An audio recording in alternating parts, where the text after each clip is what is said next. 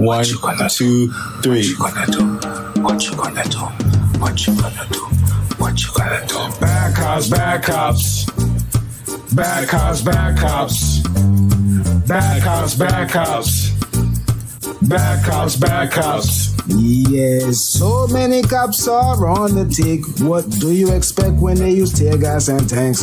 Whether in a car or on a horse, cops don't mind using excessive force. Bad cops, bad cops. What you gonna do? Bad cops, bad cops. What you gonna do? Bad cops, bad cops. What you gonna do? Bad cops, bad cops. This is filmed in front of a live studio audience. Hey, so we probably already leading in the show like this, but we're just gonna break. Not really. I'm not a lawyer for him at all. I mean, I just feel sad that people think that Black lives are that meaningless. That this cop's gonna walk out in the streets and like keep killing people. Like people just assume that it was gonna be a not guilty verdict, and it's unfortunate that people are traumatized in that way in this country. I was kind of hopeful whether. I mean, I didn't care whether he was guilty or not, but I didn't. It didn't make me sick. I don't know. But yeah. Well, I want you out there watching to know, because I'm going to approach this segment a little bit differently, at least in my mind, than a lot of the times when we do these segments. Since we started pre-recording these segments, when you guys watch it, it'll be live to you or recorded for you. But us recording it now, we are literally recording this mere moments after the verdicts came down of guilty, guilty, guilty for Derek Chauvin. And I just kind of want to take you guys on a little bit of an emotional roller coaster that I experienced today. I was sitting at my computer working on another project, and I'm doing these collaborations with other people to try to become more successful as a content creator. And I was feeling really good about myself. I was in a really good mood. I was in a really aggressive, assertive, masculine mood, doing my thing. And then I get a text from one Messiah Rhodes. And just seeing the notification and seeing Derek Chauvin's name in the notification, my gut instantly got tight. The wave of adulation, the wave of good feelings, the wave of just riding this high flying feeling of becoming the best, most successful version of myself was completely dashed away. I can't do anything. Suck my dick. Sorry. It's about flying high and being your best self. I just thought of that song. That was perfect, man. Because we're gonna talk about DMX later in the show, but and we're probably also gonna talk about Black Rob as well later in the show. But all of the goodwill that I felt completely. I mean, when it was almost like the window opened and like all in the wintertime and all the heat just left the house. Just by seeing his name in a notification, that is how much trauma, psychological trauma, many of us Black people have been going through anytime we see one of these videos. Anytime what appears to be a kangaroo court full of bullshit happens, where we expect that the officer is going to be not guilty by reason of, I feared for my life. So I told you guys before the trial started that I fully expect that they were going to find some sort of technicality to let him walk. And I told you guys that. But then when I looked at the long list of witnesses on the prosecution, it was clear that the prosecution was not trying to throw the case. The long list You had police chiefs and lieutenants and detectives and forensic people and children and MMA fighters and firefighters. I mean, any kind of witness that you would want to get a guilty verdict, that is what Derek Chauvin was staring at as he held his knee down on this man's neck. And what did the defense do? They kind of said, well, they brought a bunch he of is a weirdos. he is a nerd. They brought a bunch of weirdos, a couple of people already in lawsuits for lying on other lawsuits for black people being killed. I mean, they brought bunch of weird Trump underneath the stone people, while the prosecution just like kind of was like flash punch. Like if you're getting punched by the Flash, that's what the prosecution was like. Almost like how many witnesses? Like almost like over 40. I don't know. It was a lot compared to like 7 with the defense. You know, the defense was just so I guess like deep in the privilege of understanding that you just have to say, oh, George was just a crackhead. Mm-hmm. That's all they had to say and then leave. They were that confident that the system was going to work as usual. Sprinkle some crack on him, and not guilty. So And the thing is, like, I saw the footage of Derek Chauvin when he was invoking his Fifth Amendment right against self-incrimination. Obviously, if you're an officer of the law and you're trying to prove that what you did was lawful, if you take the Fifth and you don't take the stand, you know that anything that you were going to say on the stand, I don't give a fuck what anybody says about pleading the Fifth. All right? Fifth! Anything you say, Fifth! Go ahead, ask me a question. Fifth! When you... when you take your Fifth Amendment... When you invoke your Fifth Amendment right against self-incrimination, I don't give a fuck what the law says. If you have a jury of your peers sitting there in the gallery looking at that, you don't want to say something that makes it look like you're guilty and you have absolutely nothing to say? It's not like he pled the Fifth to a specific question. He pled the Fifth like and then did you see how he looked like he was doing. Did you see how relaxed he looked? He looked like he was in control of the situation. It looked like he was doing with the mic in his hand at the back of a mob boss. Like, singing New York. Where he's holding the mic. Like, who you think you are, Frank Sinatra? Yeah, get the fuck out of here, bro. Where there's like. But did you see how relaxed he looked? Yeah, like he knew something we didn't. That look on his face scared me. Yeah, I mean, and you know what? You know what's funny? Before we look like that. So before we got on today, I thought about it, and I said to you, and I wasn't going to say this on the air because I didn't want to make you look bad by virtue of my thoughts, right? But I told Messiah before we came on, I said, I think he kind of took that shit like a man because by looking at his face, I couldn't tell whether the verdict was guilty or not guilty just by looking at him.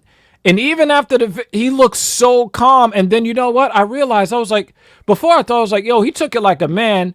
Any kind of respect you could ever have for him, you give him that. But now as I'm replaying it in my head, he's a fucking sociopath. He was calm killing somebody. I mean, he's a sociopath. It's not that he was calm and he took it like a man. It's that he doesn't feel anything. He doesn't care. We see. Maybe he might be crying after the door closed. I just want to recap this. I want to know who his cellmate is going to be. I'll read the verdicts everybody. Permanent records of the 4th Judicial District. So, State of Minnesota, County of Hennepin, District Court, 4th Judicial District. State of Minnesota plaintiff versus Derek Michael Chauvin, defendant.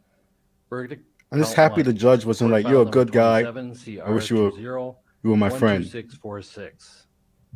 We, the jury, in the above entitled matter as to count 1, unintentional second-degree murder while committing a felony, find the defendant guilty. This verdict agreed to this 20th day of April, 2021 at 1:44 p.m. His face doesn't even change. Juror number 19. Same caption, verdict count 2.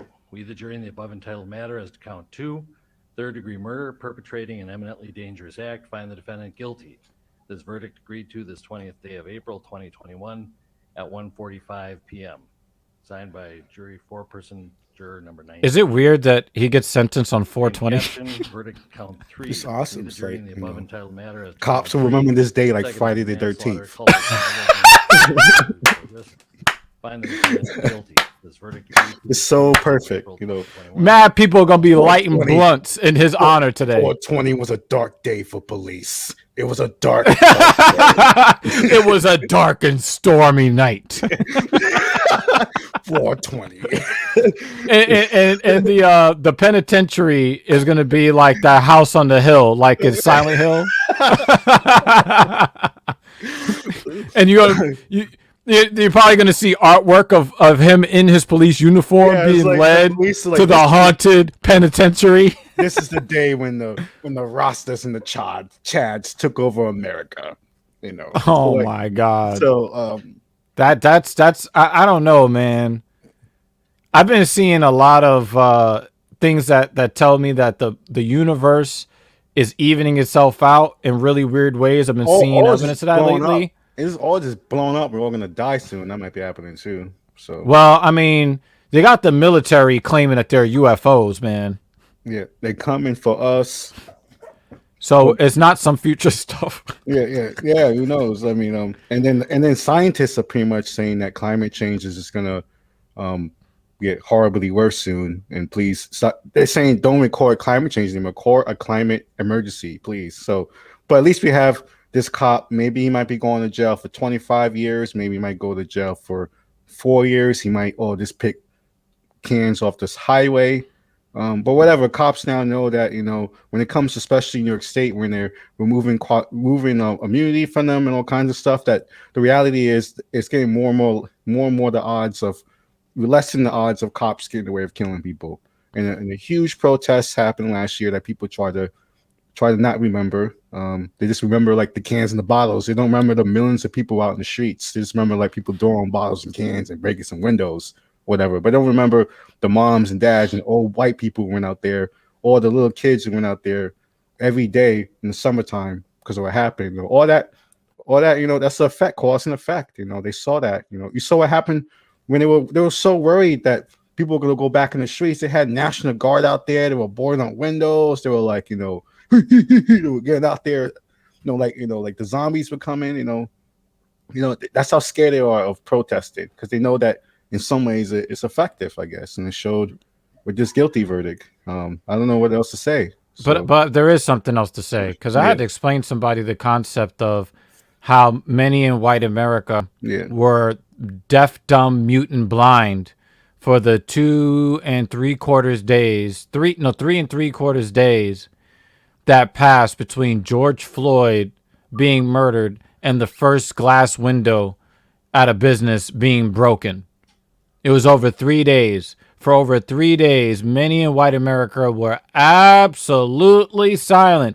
But the very moment someone broke a glass, and from what I understand, it was actually covert people in black fatigues who were part of the police department, who were, you know, wearing all black fatigues and trying to cover their face, breaking the windows first to try to incite the kind of rioting that they thought would have happened, but they were not satisfied because the rioting wasn't happening, because only protesting was happening, right? But as soon as a glass window, regardless of who broke the window, exactly, the perception is that it was the protesters that broke the windows and burned the wooden pallets. That poor building, that building's hurt. That building. Yeah. Not the guy fucking was getting murdered for 9 minutes. I mean, he got murdered for less than that. He was dead for a lot of those minutes. Yeah, he was dead before the 5th minute. I mean, and we worried about a building. Oh, that poor building. I'm gonna hug the building in the glass. You know, that's what people are worried about. As soon as and I had to actually spell it out in English. Inanimate objects greater than Black lives.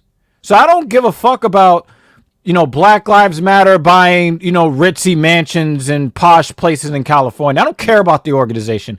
I care about what the slogan stands for. The fact that we have to tell you that Black Lives Matter should signal to you something isn't right. Yeah. So I got to ask you this. I got to ask you this, Messiah. It's complicated. Do you want everyone to be on the struggle bus for the rest of their life? I don't know. It's just, I don't know. Whatever. Mm-hmm. Well, I got to ask you this because something actually did bother me about this trial. Yeah. And it still does bother me because I feel like there's a chance that Derek Chauvin may actually get off on a technicality. Yeah, the sentencing, you might get. That's what I'm saying. You might get off. I'm not talking about the sentencing. I'm talking about Representative Maxine Waters. I was very upset, not by what she said. I was upset by what the judge said in the trial. The judge invoked her name and started talking about he basically wrote the appeal for the defense attorneys. That's not your fucking place, Mr. Judge Guy. It's not your place to say, hey, Mr. Chauvin, something that somebody said outside the courtroom, I'm going to hint at it for you, Mr. Chauvin. I'm going to basically be part of your defense team, and I'm going to write your appeal for you. Because that's basically what the judge did, and I didn't appreciate that. But I think back on like where this is not even a tangent, but like when Ted Bundy, that serial killer that was eating and murdering women for in the 70s, and I remember there was a famous clip of him being at the judge. Because he was a psycho murderer, and the judge was like, if you were my good friend, he was literally saying that if I knew you man to man, we would be good buddies, business wise. And I was like, why the fuck is the judge talking to like a maniac serial killer like that? Because he's white, I guess so. Because he was effective. So and it's like, and that's a really morbid kind of effectiveness that the judge would feel some sort of kinship. Yeah, with them. Derek Chauvin, I heard what Maxine Waters said. I'm with you, buddy. Like, what? Get out of here, man. I didn't appreciate that at all. You can't look at all the comments that were made about the trial in public. Did he mention all of those things? No.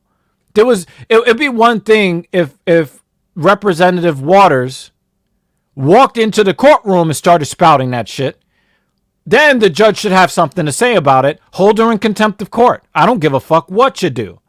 But to actually take what somebody said outside the courtroom and then port it into the courtroom in an attempt to write the appeal for the defendant. Let me ask you a question. If you kneeled on a white woman's neck in the street in front of everybody, right? And they knew they couldn't do anything to you because, like, we've seen videos of you doing, kicks and shit like that, like you fuck them up, right? Right? And then you end up at the trial. Do you think that same judge is going to look at you with your hair in a twist, looking black as fuck? You're going to think I'm a psycho murdering? Or you think that he's going to help you write your appeal? You're going to think I came out of, like, the Rwandan, like, civil war, chopping limbs off, Oh, yeah, you would just be like a stub. Yeah, exactly. You would look like Pickle Rick. you would look like Pickle Rick. Son. But I'm just saying, like, he might as well just open like the Parler app and start reading comments for Derek. If you want to mention Maxine Waters, you might as well did that too.